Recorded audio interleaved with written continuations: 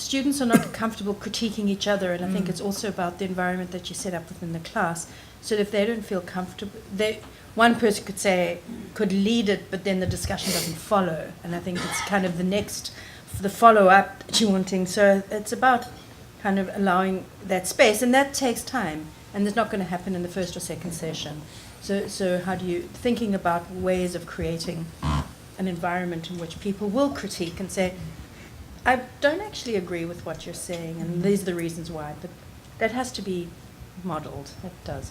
One other thing I've done that might address that, mostly with undergrads, but I've done it with graduate students as well, is, ask them to articulate an argument that they probably don't agree with, right? So you give them an article and you say, now argue against this conclusion. And, take 10 minutes, work with your neighbor, you don't have to do it on the spot, but make an articulate point that refutes the findings of this article. How would you go about poking holes in it? And you can sort of guide them down the path a little bit that way. I also teach in a weekend program. We have practicing health professionals come back 1 weekend a month to get their Masters of Science in Nutrition. And in the research methods I teach there, the first session, we take articles from JAMA and New England Journal of Medicine and and we critique them, and I critique them first.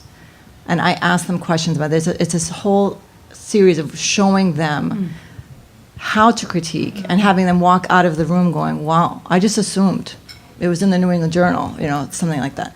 And then you've modeled for the classroom the kind of discussion that you want to have and the kind of ways you want them to think. So when they're asked to then critique, we actually give not a rubric, but an outline of the things that they should think about. And they have to talk about each of the variables that were measured or their potential problems with those variable measures.